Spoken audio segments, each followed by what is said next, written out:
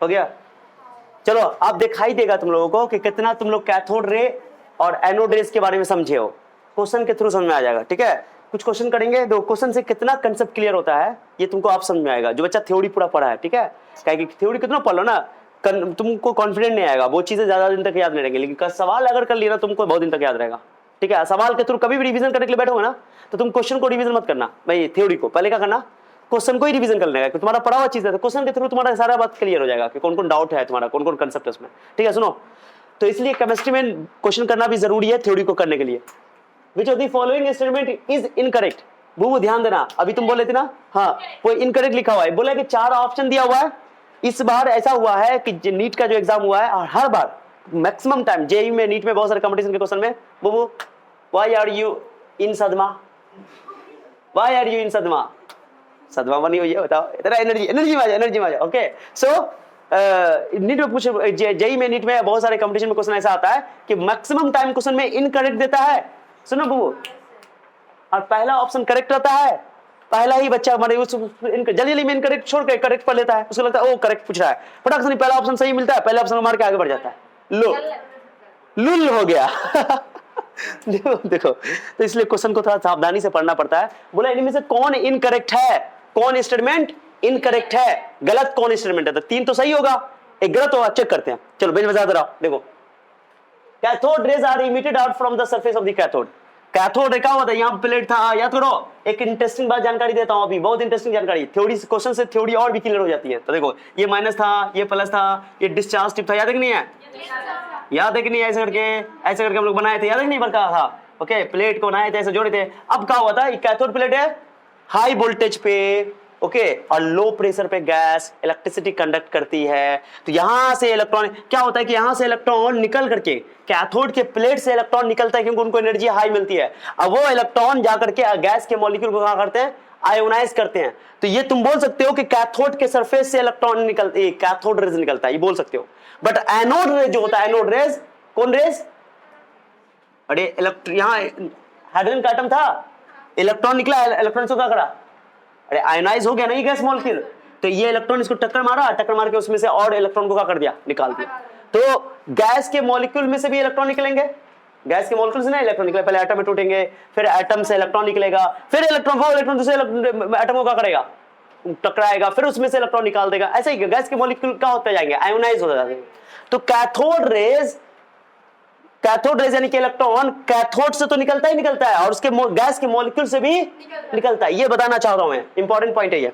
तो कैथोड के सरफेस से इमिट होता है, निकलता है, और गैस उसका जो पार्ट है इलेक्ट्रॉन तो है ही, इसमें कोई शक नहीं है, तो कैथोड के सबसे निकलता है। लेकिन एनोड रे जो होता है, एनोड क्या होता है, केटायन से बनता है, किस बनता है, गैस के केटायन से, उसका सबसे बड़ा सोर्स गैस ही है, कौन है, वो एनोड के सरफेस से नाम रखा गया एनोड रेज, बट वो एनोड के सरफेस से नहीं निकलता है, बल्कि एनोड जो बनता है वो केटायन से बनता है, किस बनता है वो, केटायन से एनोड से कैथोड की ओर मूव करता हुआ पता चलता है, इसलिए इसका नाम रखा गया anode rays. But anode rays really में एनोड से नहीं निकलता है। तो पहला चलो बात करते हैं, cathode rays are emitted out from the surface of the cathode, सही है, कैथोड से निकलता है,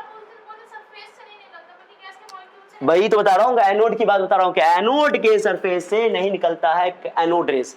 एनोड रेज का सोर्स जो है वो गैस है, क्या है, गैस। और जो कैथोड रेज है, अभी बता रहा हूँ ना, उसे नहीं बोला, यहां बता दे रहा हूँ, ठीक है। कैथोड रेज जो इलेक्ट्रॉन है वो गैस के मॉलिक्यूल से ही निकलता है, बट जो पहला इलेक्ट्रॉन जो बोलोगे, जो टक्कर मारने के लिए, उसको आयोनाइज करने के लिए मिलेगा, वो कहां से मिलेगा, कैथोड के सरफेस से। तो सीधी सी बात है, कैथोड रे का जो सोर्स है वो कैथोड भी है और गैस के मॉलिक्यूल भी है, गैस भी है, सीधी सी बात। हाँ, एनोड के सरफेस, एनोड रे जो है एनोड के सरफेस से नहीं निकलता है, बल्कि एनोड रेज का जो सोर्स है वो गैस के केटायन वाले पार्टिकल है, केटायन वाले पार्टिकल यानी प्लस वाले चार्ज, ठीक है ना, ये इंपॉर्टेंट है। तो cathode rays are emitted out from the surface of the cathode, इसमें कोई शक, करेक्ट की इनकरेक्ट, जल्दी बोलो, ये करेक्ट है, दैट्स व्हाई ये आंसर इनकरेक्ट है, ठीक है ना, कितना तो बदल ही है क्या। चलो आगे चलते हैं, cathode raise travel in straight line, इसमें कोई शक है क्या, ट्रेवल करता है, कि मैग्नेटिक फील्ड इलेक्ट्रिक फील्ड तो बोला ही नहीं है कुछ हो, तो समझो कि मैग्नेटिक फील्ड इलेक्ट्रिक फील्ड नहीं है, यानी कि वो ट्रेवल करेगा किसमें, स्ट्रेट लाइन में, यानी ये भी स्टेटमेंट क्या है, सही है, करेक्ट है, that's why this answer is incorrect. आगे कर चलो, anode rays are heavier than cathode rays, इसमें कोई शक है, एनोड रेज जो है प्रोटॉन का बना होता है, कैथोड रेज इलेक्ट्रॉन है, एनोड केटाइन का, प्रोटॉन नहीं है, बोलो केटाइन का बना होता है। अब केटाइन मच हेवियर देन होगा, केटाइन के अंदर प्रोटॉन मौजूद होता है, तो इलेक्ट्रॉन से मास तो प्रोटॉन का बहुत ज्यादा ना। आपको केटाइन H प्लस है, H प्लस के अंदर एक प्रोटॉन है, कितना प्रोटॉन है? एक प्रोटॉन है। अब जैसे मान लो ऑक्सीजन प्लस ले लोगे, ओके, इसके अंदर तो 8 प्रोटॉन है, कितना प्रोटॉन है? तो बहुत ज्यादा मास होता है। केटाइन का मास, केटाइन जो है इलेक्ट्रॉन से बहुत भारी होते हैं, मोटू होते हैं, मोटू, मास ज्यादा होता है, ठीक है। तो एनोड रेज कैथोड रेज से भारी होता है, इसमें कोई शक है? Anode rays are heavier than cathode rays. Correct है स्टेटमेंट की इनकरेक्ट स्टेटमेंट है? वो करेक्ट स्टेटमेंट है, इसलिए इसका आंसर नहीं है यहाँ। चलो आगे सुनो, anode rays are emitted out from the surface of the anode.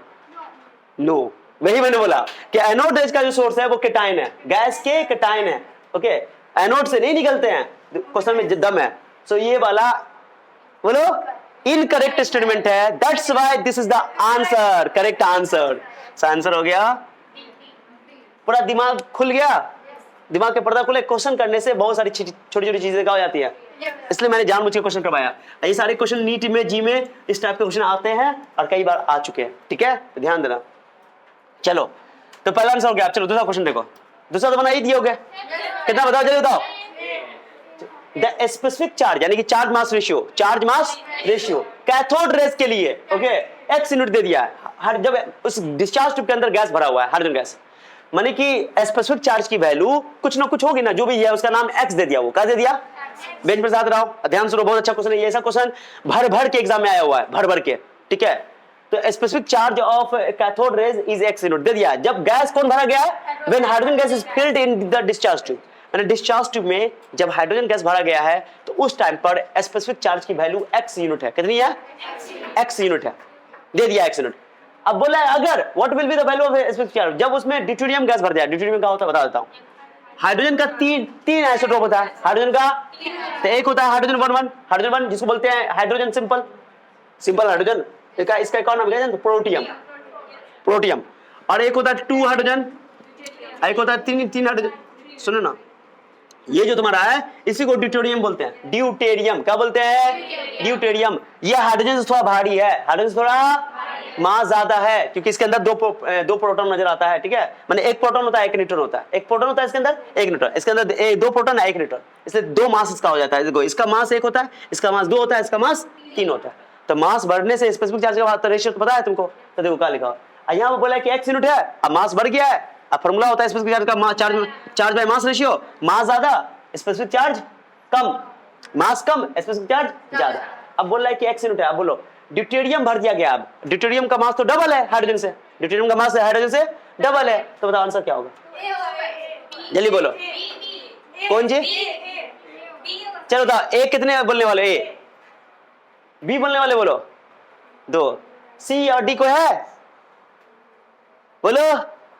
और कोई कॉन्फिडेंट नहीं है तो कोई बताओ, कोई बच्चा ए बोल रहा है, क्यों बोल रहा है? बताओ वो, तुम बताओ, ए बताओ। वाह वाह वाह वाह, देखो कितना पॉइंट बात है। I am so impressed to you, I am so impressed. तो ताली बजा जाए, ताली नहीं, आवाज नहीं है। गजब आंसर है, आंसर सही है, बेइज्जती नहीं कर रहे हैं, ये तुम्हारे लिए रिस्पेक्ट दिखा रहे हैं। I am respecting towards you, okay. सुनो आंसर एक्स होगा, क्योंकि कैथोड रेज गैस के नेचर पर डिपेंड नहीं करती है। कैथोड रेज का जो E/M की वैल्यू, चार्ज मास रेशियो की वैल्यू जो होती है, वो बोलो गैस के नेचर पे 200 साल पहले पढ़ाया था मैंने, जस्ट अभी दिन गुजरा है, 200 साल पहले मैंने पढ़ाया था, इसलिए डिटेल बता दिया था कि कैथोड रेज के लिए चार्ज मास रेशियो की वैल्यू गैस के नेचर पर डिपेंड नहीं करती है। कोई भी गैस डाल दो, ऑक्सीजन डाल दो, नाइट्रोजन डाल दो, तो ऐसे क्वेश्चन वाले बेवकूफ बनाते हैं एग्जाम में, ऐसा ही दे देते हैं। बच्चा को लगता है वो मास डबल है तो स्पेसिफिक चार्ज आधा हो जाएगा, ओ x/2 हो जाएगा आंसर, या 2x बोल देगा। ये आंसर कोई इतना तो समझदार सी मारेगा, कहेगा मास डबल हो गया तो स्पेसिफिक चार्ज कम हो जाएगा, क्या फॉर्मूला?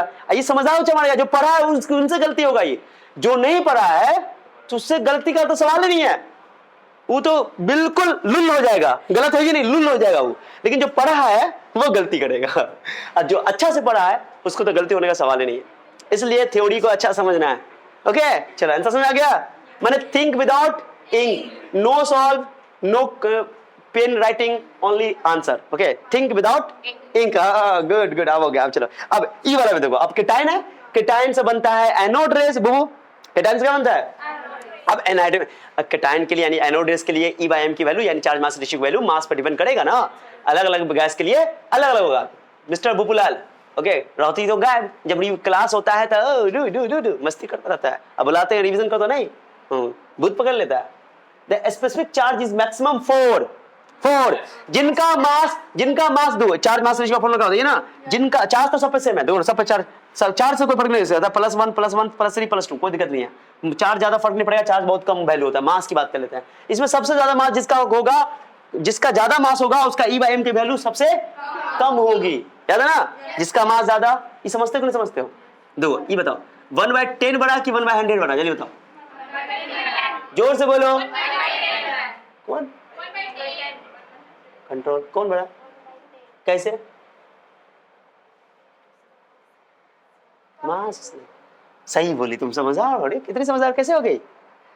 डिनोमिनेटर जितना छोटा पूरा ओवरऑल वैल्यू उतना बड़ा, ये 1/10 है, ये 10 है, ये 1/100 है, एक का 100 टुकड़ा करोगे, एक का 10 टुकड़ा करोगे, मान लो एक रोटी है, तुम्हारे पास 10 बाल बच्चा है, अब 10 टुकड़ा करोगे तो कितना छोटा टुकड़ा मिलेगा? अब किसी को 100 बाल बच्चा है, तुम्हारी ननद है उसको 100 बाल बच्चा है अरे एक ननद नहीं है, वो तो ननद है, लेकिन एक रोटी है, अब एक रोटी को 100 टुकड़ा में काटेंगे तो छोटा टुकड़ा ना बनेगा, इतनी बनेगी, पेटों नहीं बढ़ेगा। मजाक नहीं कर रहे हैं, बेइज्जती नहीं है, समझा रहा हूं मैं। सो डिनोमिनेटर कम, ओवरऑल पूरा वैल्यू ज्यादा, डिनोमिनेटर ज्यादा, ओवरऑल वैल्यू पूरा कम, ठीक है। तो जिसका मास ज्यादा होता है, बताओ किसमें से किसका ज्यादा मास है? सोडियम का 11, तो 11 में 23, हाइड्रोजन का 1 होता है, एल्युमिनियम का 27, मैग्नीशियम का 24, किसका ज्यादा मास है? तो मास सबसे ज्यादा जिसका होगा उसका तो कम होगा, क्वेश्चन में पूछा मैक्सिमम किसका होगा, तो जिसका हाइड्रोजन कहां का ये भी हाइड्रोजन का मास सबसे कम है, इसलिए इसकी स्पेसिफिक चार्ज मास रेशियो यानी स्पेसिफिक चार्ज सबसे ज्यादा होगा। समझाया? कोई सॉल्व करना पड़ रहा है क्या? ये मैंने थ्योरी में सब डिटेल नहीं किया है, एकदम एक्सप्लेन किया है कि नहीं किया? ये इसलिए किया था, इसी दिन के लिए किया था। चलो, which of the following particle is not deflected in the magnetic field? क्या होता है? एनोड रेज और कैथोड रेज हमेशा मैग्नेटिक फील्ड में और इलेक्ट्रिक फील्ड में क्या हो जाते हैं? डिफ्लेक्ट हो जाते हैं। तो इलेक्ट्रॉन डिफ्लेक्ट करेगा ही करेगा, क्योंकि कैथोड रेज, प्रोटॉन करेगा ही करेगा, न्यूट्रॉन नहीं करेगा क्योंकि न्यूट्रॉन पे कोई चार्ज अरे मैग्नेटिक फील्ड में इलेक्ट्रिक फील्ड में वही ना पार्टिकल डिफ्लेक्ट है जिसमें चार्ज होगा। Neutron is neutral, no charge, लिखा है ना लिखा था? That's why neutron is not deflected in the presence of magnetic field or electric field. So answer is आपको सर डिट्रॉन क्या है? डिट्रॉन ये डिटोरियम है, ये डिटोरियम ना, खाली इसमें से एक इसका जो एक इलेक्ट्रॉन बेचारा ना एक एच निकाल दो, इसी को बोलते हैं डिटोरियम से एक इलेक्ट्रॉन निकालते तो उसको बोलते हैं डिट्रॉन। क्या बोलते हैं? हाँ deuteron. Okay charge, is that clear? तो चार्ज था इस पे, क्लियर हो गया ना? या गुड, ये सारी बातें, आंसर हो गया ना? हो गया? कितना जल्दी बन रहा है थ्योरी पढ़ने के बाद?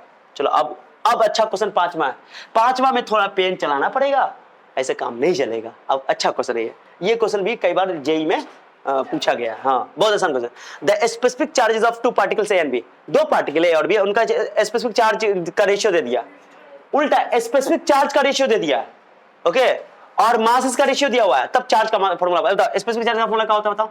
स्पेसिफिक चार्ज एससी लिख रहा हूं, एससी क्या होता है? चार्ज मास रेशियो, चार्ज मास मैं लिख रहा हूं चार्ज मास रेशियो, भाई चार्ज मास रेशियो। अब बताओ स्पेसिफिक चार्ज है मास है, 3 चीज है इसमें, 3 चीज में से कोई 2 चीज दे दे तो तीसरी चीज। अब देखो क्वेश्चन में तुमको स्पेसिफिक चार्ज का रेशियो दिया हुआ है, देखो ना, और मास का रेशियो दिया हुआ है, और किसका पूछ रहा है? चार्ज का। काहे नहीं पूछ सकता? आराम से पूछ सकता है, अरे पूछ सकता है। तो चलो पहला पार्टिकल का निकालते हैं, सुनो ना, हेलो सुनो, पहला पार्टिकल का निकालते हैं, यम ए पहला पार्टिकल यम करें, एससी ए, एससी मतलब स्पेसिफिक चार्ज ऑफ ए, मैं खाली ए लिख देता हूं, मुझे मजा नहीं आ रहा, एस ए बट्टा क्यू ए लिख दे, क्यू ए बट्टा यम ए, बोलो दूसरा बताओ, एस बी पार्टिकल का स्पेसिफिक चार्ज, बी पार्टिकल का specific charge, q B by m B. अब दोनों को डिवाइड कर देंगे, दोनों को क्या कर देंगे सर? वाई डिवाइड, क्योंकि रेशियो निकालना है। So Q A by M A, इसको डिवाइड तो पलट दें एम बी बाय, अरे इन दोनों को आपस में डिवाइड करोगे तो क्यू ए बाय एम है, और ये क्यू बाय उसको बट्टा में जाएगा। मुंह देख रही हो जैसे लग रहा कि हम महापाप कर दिए। लो कुछ खुशू ये खुशू ऊपर पलट गया, लो भाई कर दिया मैंने। So M B by Q B, कोई दिक्कत किसी को? अब जो दिया हुआ है इनका रेशियो तो दिया हुआ है, स्पेसिफिक चार्ज का रेशियो दिया हुआ है, कितना दिया हुआ है 2/, यस कोई दिक्कत? पहले इसका करो, सुन ना, मास वाले को मास के साथ कर लो, मास वाले को मास वाले के साथ कर लो, और चार्ज वाले को, so we have to calculate charge का रेशियो। ये निकालना मुझे, ये नहीं निकालना है, निकालेंगे चलो। mb/m है, mb मास का रेशियो दिया हुआ है, कितना दिया हुआ है 2/3, और qa/qb निकालना है। 2 से 2 आंसर कितना आया? ऑप्शन नहीं किया, कितना है? अरे कट गया ना, 2 2 आंसर कितना हो गया? जो कि सर क्या है, कहाँ गलती किया है? देखो पहली बार में ऐसे ही बच्चा गलती करेगा, मैंने जानबूझ के गलती किया है, इसलिए गलती किया कि तुम गलती ऐसा ना करो, इसलिए गलती किया। यहां पर गलती हो गया, ये जो मास का रेशियो दिया हुआ है, ए और बी के मास का रेशियो दिया हुआ है, और हमने रख दिया है किसका? b/a का रेशियो रख दिया। Oh my God, oh my bad. देखो मैं बता रहा हूं, तो ये उल्टा हो जाएगा, उल्टा उल्टा करो, उल्टा करो, तो इसको 2/3 है ना, तो क्या करोगे इसको? अब सही हुआ, अब कोना कहीं गुना करो, आंसर निकाल लो। सो qa/qb 2 दूना 4, 3 तिया 9, आंसर हो गया 4:, है कि नहीं? कोई 9:4 भी दिया हुआ है, देखो ना। अच्छा क्वेश्चन था ना, समझ में आया? कितने बच्चे को समझ में आ गया तो ईमानदारी से? सारे बच्चे, गुड। नोट करो, और क्वेश्चन करवाता हूँ, और करवाता हूँ, नोट करो, सॉल्यूशन भी नोट करो।